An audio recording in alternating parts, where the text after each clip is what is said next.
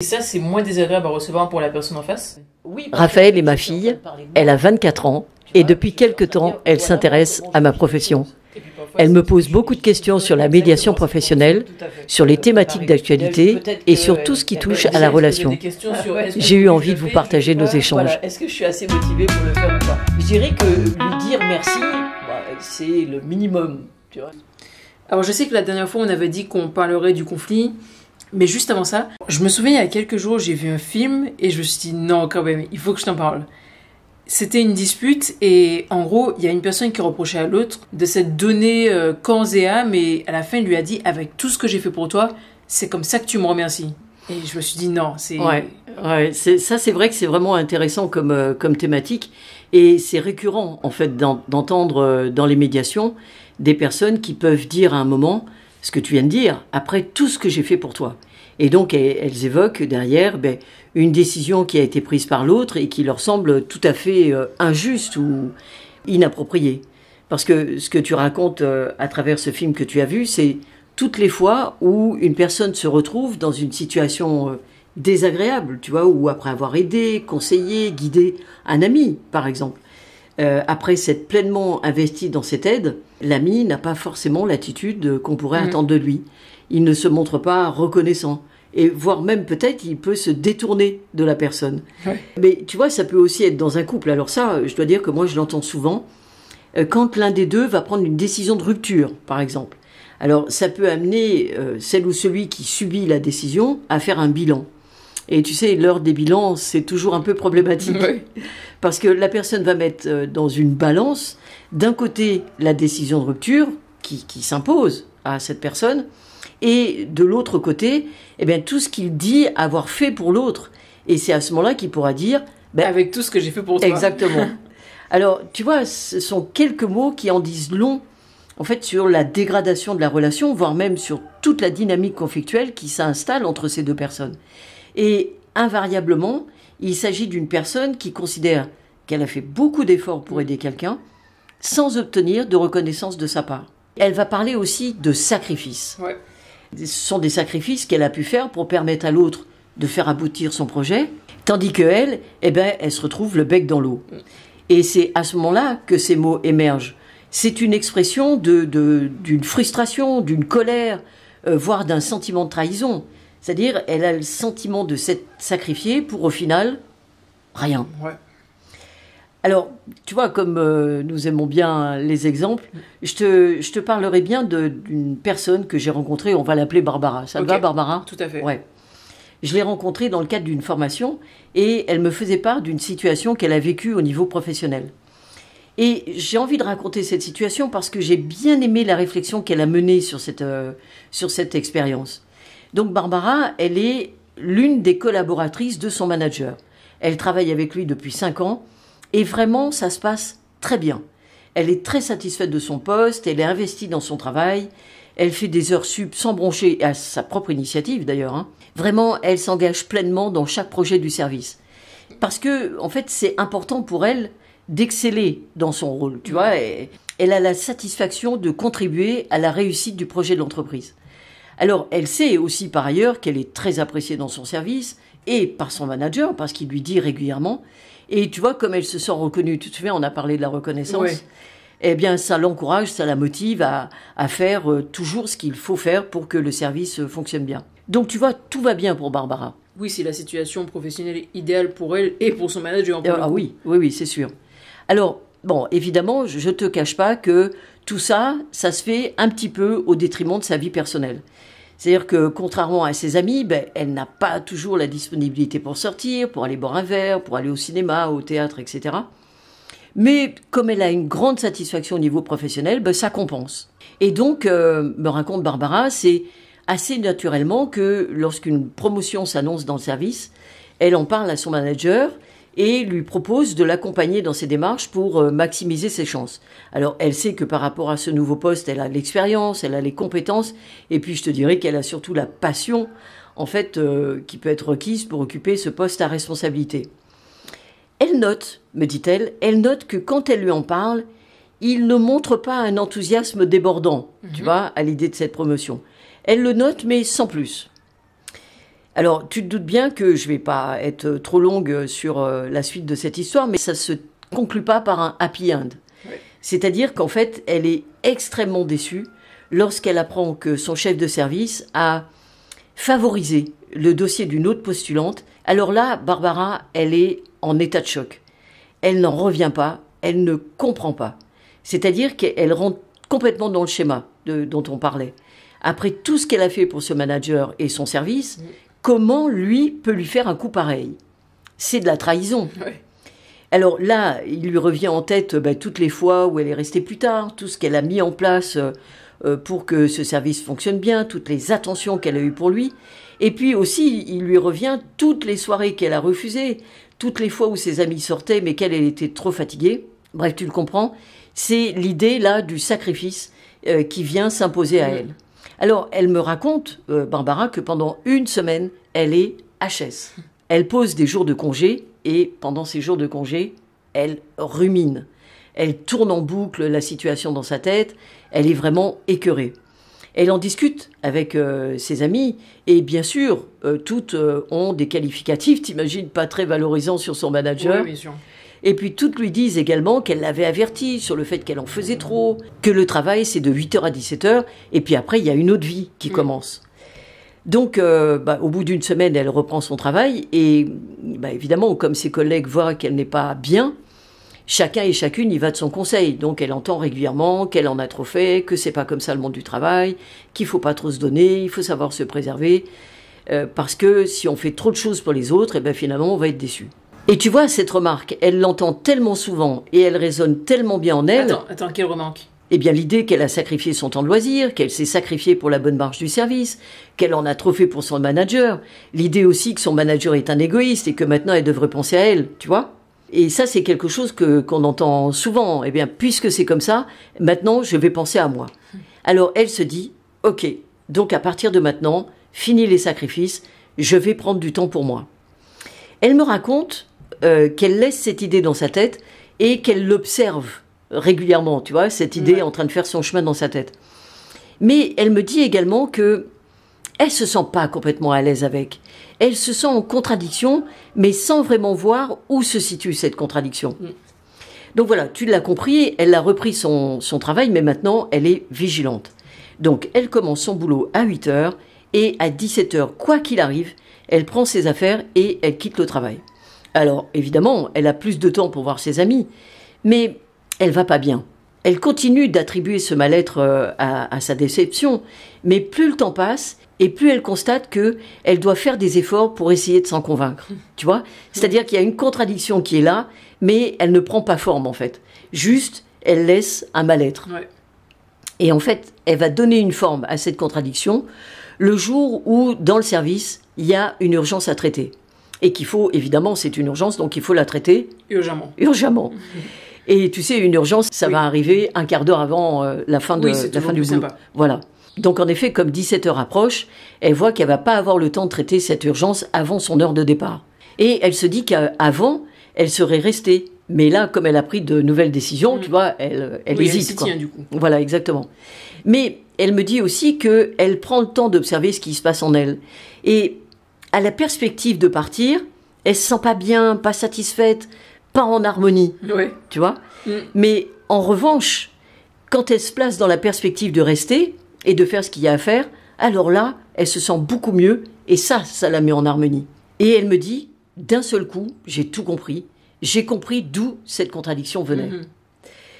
En fait, elle venait d'identifier une erreur de sa pensée.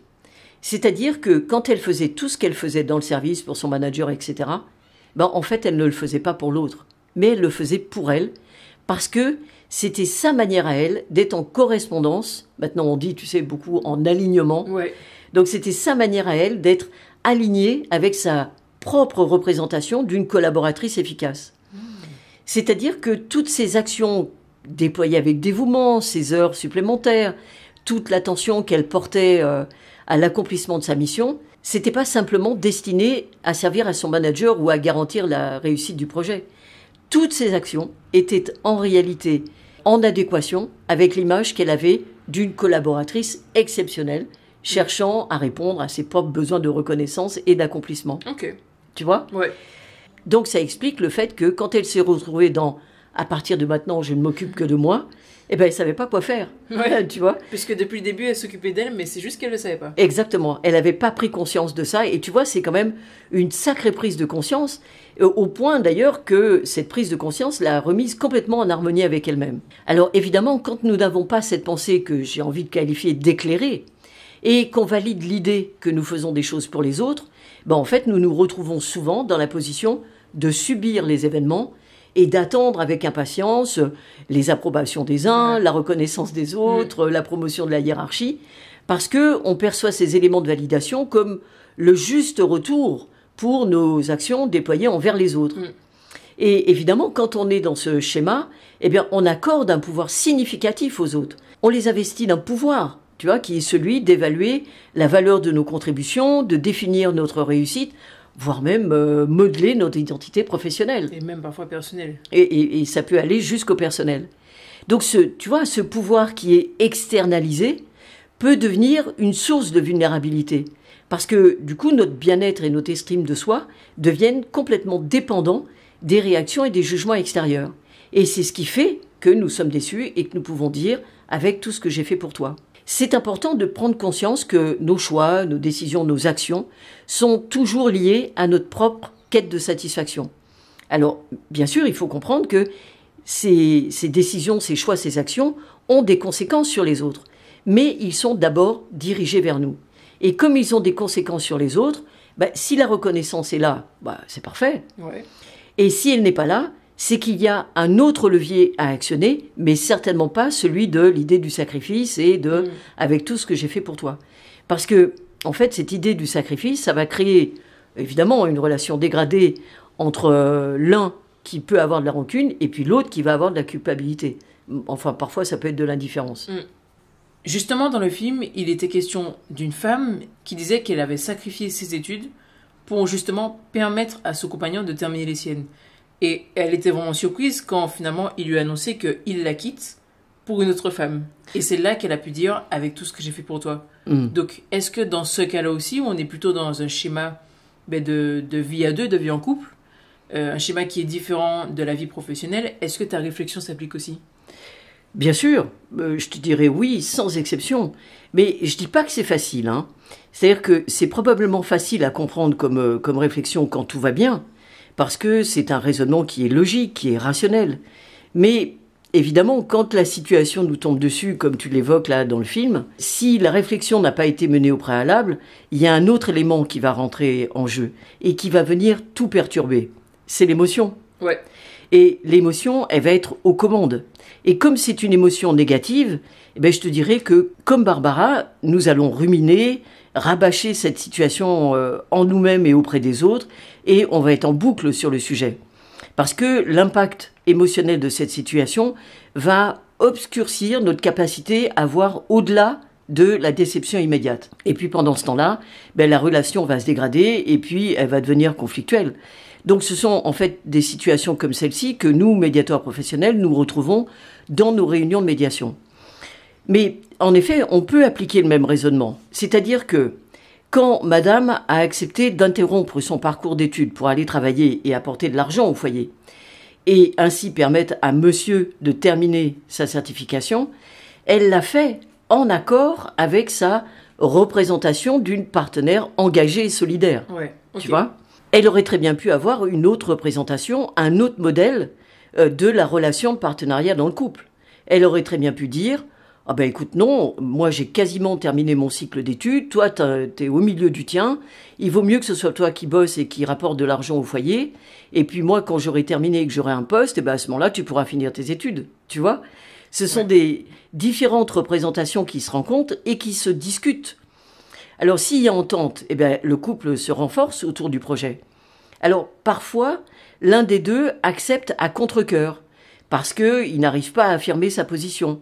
Mais là aussi, c'est le même raisonnement, qui part toujours de soi, parce que cette personne se dit qu'elle n'a pas envie de perdre la relation. Alors, pour garder cette relation, elle accepte ce que l'autre lui propose. Elle peut accepter aussi parce qu'elle n'a pas envie de subir les potentielles répercussions négatives de son refus. Et peut-être de voir l'autre partir. Okay. Tu vois, en gros, si je refuse la proposition de l'autre parce que je vois qu'elle ne me convient pas et que du coup j'impose la mienne, ben, j'ai le risque de perdre la relation. Ou alors, je me résigne, j'accepte sa proposition parce que je veux à tout prix garder la relation au risque un jour d'être déçu. Et à ce moment-là, de faire des reproches à l'autre de la décision que j'ai prise. Ouais. Mais dans tous les cas, c'est moi qui prends la décision. Oui, justement, dans le film, c'est ce qui se passe. Elle n'était pas en accord avec le fait d'arrêter ses études, mais elle avait accepté par amour pour lui, mais finalement, elle lui reproche cette décision. Mais en effet, c'est plus clair quand tu dis que elle a fait ce choix par rapport à elle-même. Voilà, c'est vraiment ce raisonnement qui peut s'appliquer quelles que soient les situations. Tu vois, je te dirais qu'il y a 2 étapes. La première, elle est importante parce que c'est pas la peine de nier l'impact d'une émotion négative sur nous. L'émotion, elle est là, mais on sait qu'elle n'est pas définitivement là. Elle nous traverse. Je te dirais que le plus important, c'est de ne pas la laisser aux commandes de notre vie trop longtemps. Et pour ça, ça va être de l'accueillir. Bah oui, je suis déçue, c'est vrai. J'ai le sentiment d'être trahi. Il y a des choses qui me sont désagréables, qui me font mal. Tu veux que, en fait, c'est le manque d'accueil de ce sentiment qui va faire que je me sens mal. Moins tu vas être dans l'accueil de cette émotion, tu vois, comme étant légitime sur ce que tu es en train de vivre, et plus elle va persister, ça va cette être dur émotion. de surmonter Exactement. cette émotion. Tu vois, c'est ce temps d'observation dont parle Barbara, et c'est très important de regarder ce qui se passe en soi et d'accueillir ce qui se passe en soi. Parce que ça va te permettre ensuite de passer au second temps, qui est le temps de la réflexion. Ouais. Tu vois, la réflexion, c'est l'outil le plus puissant qu'on ait pu trouver jusqu'à maintenant pour identifier les erreurs de la pensée et aussi comprendre les mécanismes qui se sont mis en place malgré nous. Et ça va nous permettre d'identifier la réalité des choses. C'est-à-dire, quand je fais quelque chose, eh bien, c'est important d'identifier que je le fais d'abord pour moi. Donc, est-ce que je suis bien aligné avec les décisions que je suis en train de prendre ? Est-ce que c'est bien en correspondance avec mes besoins, mes aspirations, mes valeurs ? Et est-ce qu'ensuite, je n'aurai pas de regrets lorsque je prends telle ou telle décision ? Ouais. Tu vois, cette réflexion qui est celle dont parle Barbara, elle le dit dans l'entretien que j'ai eu avec elle, cette réflexion, elle mène à quelque chose d'essentiel, en fait. C'est plus de liberté. Parce que quand je me suis débarrassée de cette perception sacrificielle vis-à-vis de moi, ou culpabilisante vis-à-vis de l'autre, eh bien en fait, je reprends les commandes de ma vie que j'avais, tu te souviens, momentanément externalisées en donnant du pouvoir aux autres. Ouais, mais est-ce que ça veut dire que on est complètement indépendant du regard des autres ? En fait, tu n'es pas en relation seulement avec toi-même. Tu es aussi en relation avec les autres. Tu vois que la reconnaissance dont on parlait la dernière fois sur l'utile et l'agréable dans une relation, c'est l'expression d'une satisfaction dans une relation. C'est-à-dire que je fais quelque chose dans ta direction parce que ça me fait plaisir de te faire plaisir. Et si toi tu exprimes de la reconnaissance sur ce que j'ai fait parce que ça t'a été utile ou agréable, eh bien en fait c'est une dynamique où, en effet, l'acte initial est dirigé vers moi, mais les répercussions positives créent un échange gratifiant. Donc c'est un cycle, tu vois, où le bien-être personnel et la reconnaissance mutuelle se nourrissent l'un l'autre. Ok. Alors, mais qu'en est-il de Barbara ? Parce que, ok, elle a fait son petit chemin personnel de réflexion. Enfin, petit. Oui. Elle a fait son chemin. Elle a fait son chemin. Oui. Qu'est-ce qui sa relation avec son manager, par exemple ? Pourquoi son manager ne l'a pas choisi pour la promotion ? Alors, elle est allée discuter, tu vois, parce que effectivement, après, quand elle a été débarrassée de cette émotionnalité plutôt négative, elle est allée discuter avec son manager. Et elle me disait que ça a été une discussion très apaisée, dans laquelle il a pu lui dire qu'il avait choisi, parce que tu vois, chacun fait ses choix par rapport à lui-même. Oui, et tu vas voir que c'en est encore une démonstration, qu'il avait préféré continuer à travailler avec elle, parce que, effectivement, sa présence dans le service était extrêmement productive. Okay. Donc, lui, dans son intérêt à lui, il avait toute légitimité à garder sa collaboratrice. Il se trouve que depuis, son manager est devenu chef de section, et quand il y a eu la possibilité pour elle de devenir manager, il a valorisé sa candidature parce que ça l'amenait, en fait, à continuer à travailler avec elle. Tu vois, chacun est vraiment... C'était sa vision à lui d'un chef de section efficace et... Exactement. Ok. Donc, mais tu vois, ce qui est important à retenir, c'est que cette prise de conscience a non seulement transformé, pour Barbara, sa perception de la situation, et vraiment grandement, quoi. Et ça lui a également permis de redéfinir sa façon d'aborder son travail et sa vie personnelle. Ok, mais j'ai quand même envie de dire que le sujet du début c'était est-ce que le conflit est une fatalité? Parce que j'entends beaucoup dire que le conflit est sain, il est inévitable pour pouvoir régler les problèmes. Est-ce que c'est vraiment vrai ça? C'est une bonne question.